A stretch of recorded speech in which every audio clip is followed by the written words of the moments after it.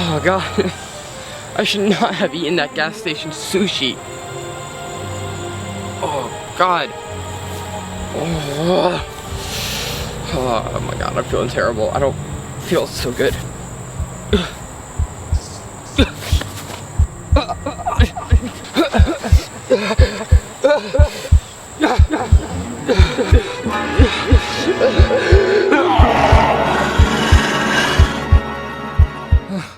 Why do I feel so weak? Wait. I'm a dog? Of all the animals to turn into, I could have been a lion or a tiger or a bear. Oh my. Oh. Well, where am I? Oh, this doesn't look. This looks black and white and different. And how do I get back to normal? I guess I should look for something.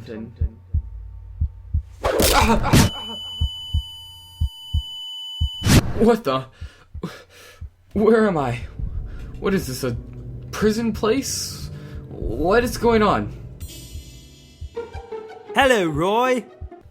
Oh, hell no.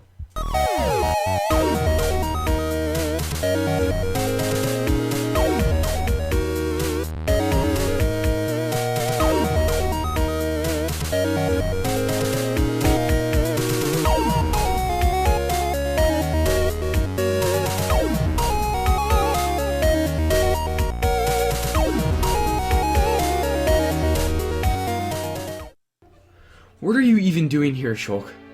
I thought you'd be happy to see me. We left on great terms. Yeah, you leaving me to the crazy clones of myself with the intention of destroying me sounds like great terms. Haha, well, I mean, I did leave you the Monado. Alright, whatever, it's not important right now. What is important is why did you lock me up here?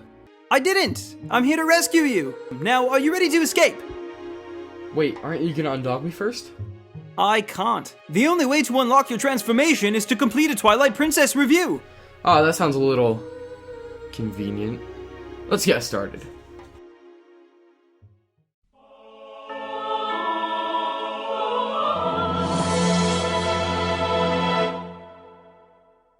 The Legend of Zelda: The Twilight Princess is the first game that I got truly hyped for. I watched all the trailers, all the footage, read all the articles about it, and not to mention my friend and I would watch television while spending time on the Twilight Princess website, searching for drops of light on its various pages more than once out of sheer hype. Anyone who's actually been on that site before is awesome. Anyways, the hype was real for me. I saw characters like Zant assaulting Hyrule Castle, Link transforming into a wolf, and epic battles that would be had in this game, and thought that this story would be one like Star Wars, with Zant being this incredibly threatening presence, and Link being the unexpected farm boy hero. Starting the game up for the first time was an experience in and of itself. I mean, from that majestic loading screen to the incredible title screen with the choir singing the legendary hero's theme while he rides across the land of Hyrule, it just made the excitement to play this game go through the roof for me. I was greeted with a long tutorial, but I didn't mind back then. I was just excited to get into the adventure.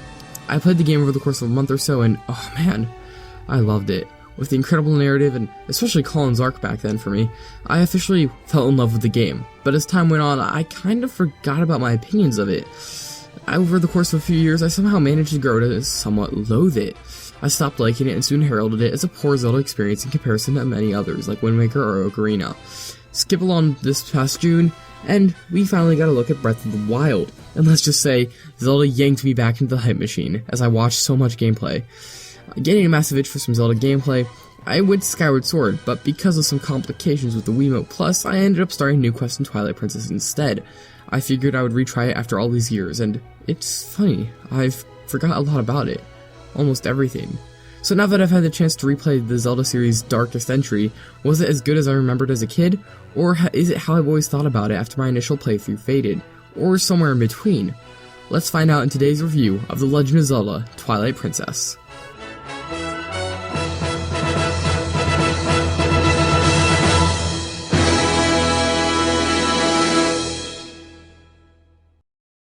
Shulk, didn't you die when I reviewed Xenoblade? Like, you kinda dissolved into nothingness, like solid air, like you were dead. Roy, I come from the timeline where you choose not to cooperate, so technically, I'm still living. Oh, so my timelines are utterly messed up beyond repair and made for sheer convenience like the Zelda series? Precisely. So, why are you helping me? I mean, I did accidentally kill you. Twice. I have my reasons. Just get the story section done and... Thomas? Roy? Thomas? Dog? Thomas? Roy Dog? Who is Thomas? Thomas is the guy that draws my awesome thumbnails for each of my videos and runs a Let's Play channel. Are you really plugging a channel right now? Yep. Also, I think Thomas might be able to help with the review. I mean, I can't remember everything about the game, and he happens to be playing it as we speak. God! More fields! God! Die already! See? You down for joining me, Thomas? Sure, just don't slobber on me this time, okay? Hey man, it was only the one time. What? Moving on.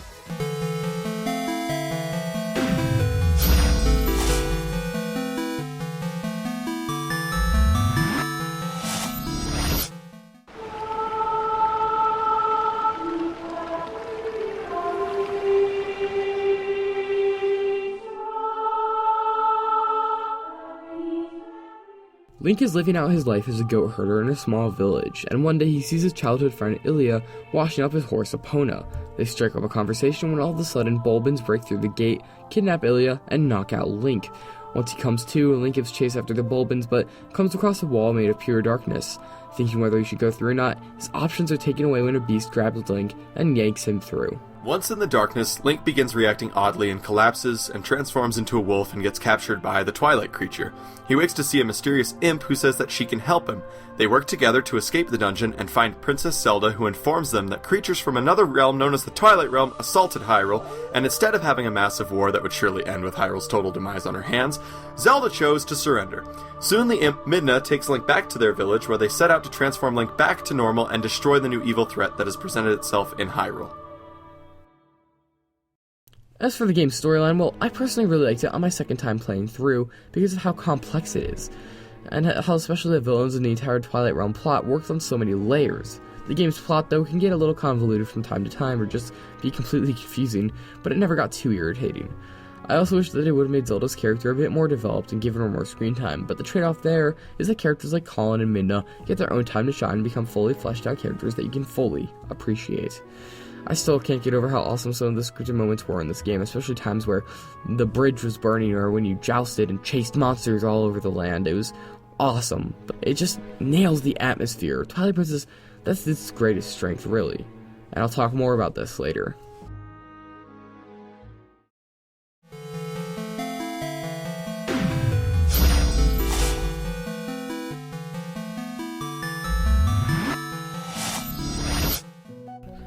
Twilight Princess has a very close resemblance to its cousin game Ocarina of Time in terms of its gameplay. It consists of mainly enter dungeon, half is unexplorable, beat mini-boss, get item, explore the once unexplorable half, beat boss, go around the world, get to the next dungeon, and rinse and repeat. I honestly had no problem with this though. Twilight Princess gets a ton of flack for being uninnovative and a rehash of Ocarina of Time. While, yes, the game doesn't innovate in a revolutionary, brand new, series-breaking way, I still feel that crazy innovation is not always a gauge of whether a game should be considered good or not. Twilight Princess has its own overlooked innovation, gameplay, and making the game feel epic within the gameplay, and that separates it from every other Zelda game, so I still have no idea why many fans consider it uninnovative. Twilight Princess's strongest attribute is its dungeons, and the dungeons in this game are incredibly designed for the most part. I mean, sure, the Forest Temple was meh, and a few others felt mediocre at best, but my god, I forgot how clever places like Snow Peak and Arbiter's Grounds were, not only in their level design and puzzles, but also in the atmospheric feel that they had. All of these things make for some of Zelda series' best dungeons ever, but I have to say the bosses in this game were way too easy.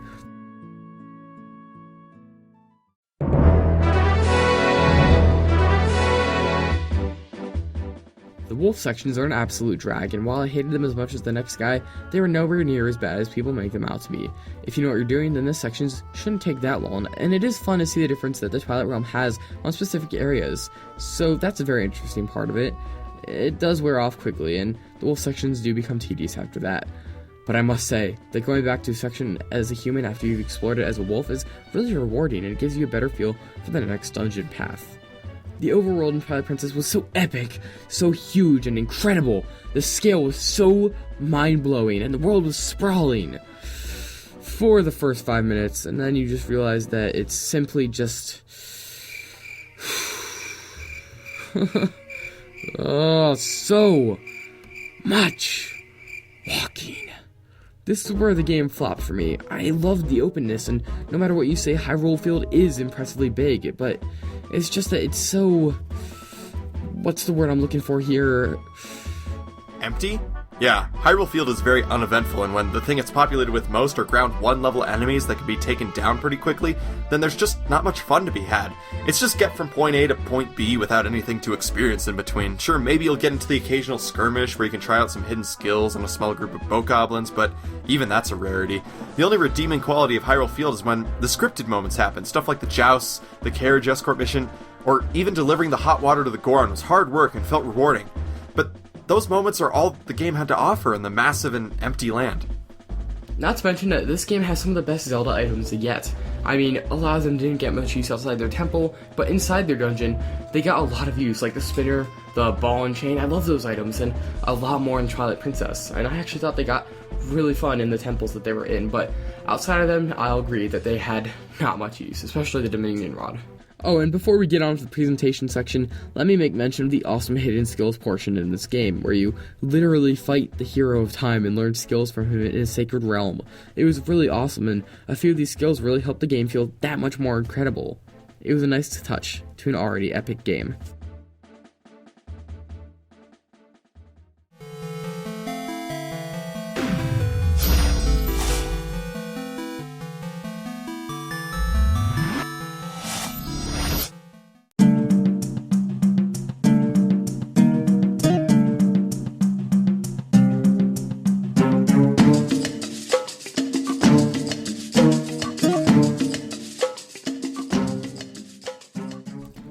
In my opinion, Twilight Princess has the most underrated art style of the whole series. While this role used to belong to Wind Waker, people now really like its art style, so Twilight Princess has instead taken this role over, because everyone always describes it as, look, Nintendo tried and failed to make a realistic looking Zelda game that aged terribly, and while the latter half is true for the non-HD version, Twilight Princess is an art style that I imagine the fantasy books that I've read at the age of 10 having. Semi-realistic, yes, but it has a unique identity to its characters and monsters' designs. Individual characters are remembered individually, because of how crazily different each one looks from one another, and unique monsters are so diverse that none remotely look and resemble with the other unless they're specifically designed that way. And not to mention the monsters and characters meld into their native environments excellently, and that's something that I feel is very overlooked. Now for the actual graphics, the game is terrible, yeah. On the Wii, the game looked very damp and dark to the point where I had to change my screen's brightness as high as it would go. The resolution is pretty bad as well, but in Twilight Princess HD, that entire issue is fixed. Muddy textures now look updated and look pretty great. But when you look at some specific areas that are without that damp darkness that the Wii and GameCube version had, they might show so much age that you'll make you feel 13.5 years older. But if you ever feel 14.7 years older, then be sure to consult your local doctor. Especially when your skin turns green, it's nasty. It happened to me, it can happen to you. Oh no, I can't find my shelf to finish the verdict.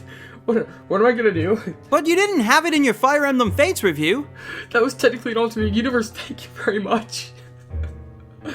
Oh god, what if I never get to my set? What if I never return to human form and get my opposable thumbs back? I'll never get to do cruddy origami or level or go to Japan again unless I get bought by a nice family that treats me well, but then I'll never tell them that I can talk, and when they accidentally find out that I'm supposed to be to Japan and I'll be researched on, I never even got to do an ironic review about a Shrek.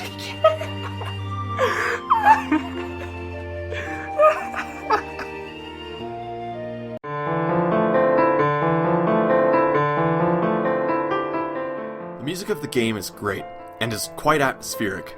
Gerudo Valley feels empty, dry, and abandoned, while Snow Peak has a creepy, icy theme that sounds like it was made with crystals of ice, straight from the Snow Peak. Not to mention the soundtrack from the Twilight Realm is utterly unsettling. Almost every song that revolves around the Twilight Realm has a very synthy feel, and the usage of the bass made the battles and atmosphere feel intense, stressful, and unsettling. All of this pulls you right into the game, making you feel like you're in Hyrule. It's one of the Zelda series' greatest soundtracks.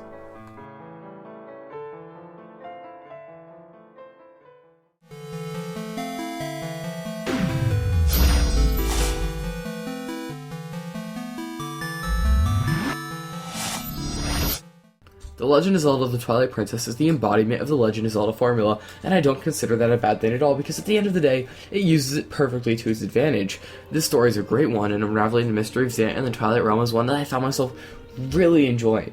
With a quest this epic and a game with ageless level design, The Legend of Zelda: The Twilight Princess earned itself an 8 out of 10.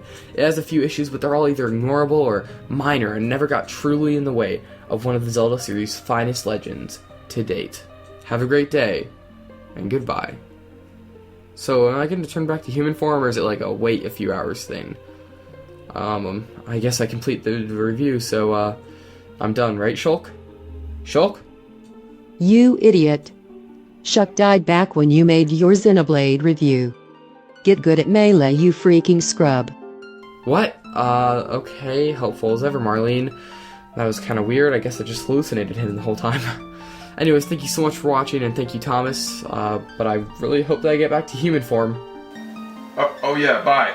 God, come on, Blizzetta, just get hit by the metal ball already. Have a great day, and goodbye.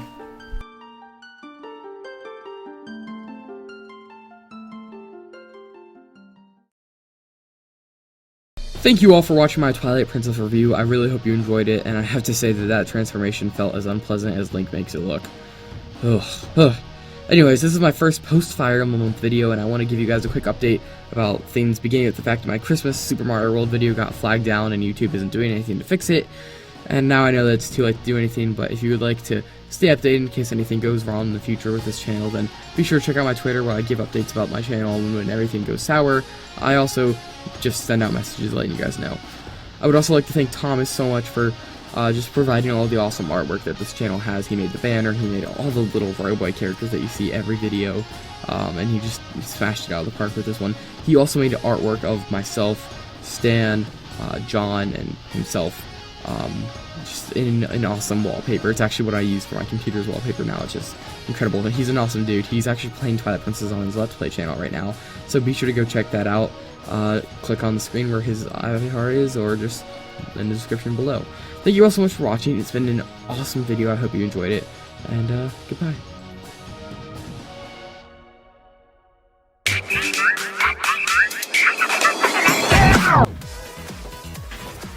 But little did anyone know, Thomas was actually learning about Netflix original Ali Wong, Baby Cobra. Okay. Oh my god, there are literally two people right there. And they just looked at me when I yelled like really loudly. I'm gonna have to do it one more time. Stay. Roy? Ow. Dog? Roy dog! Okay, come on.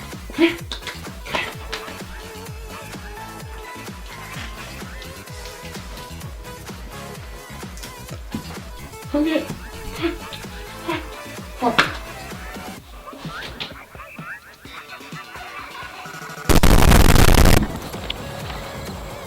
Yeah.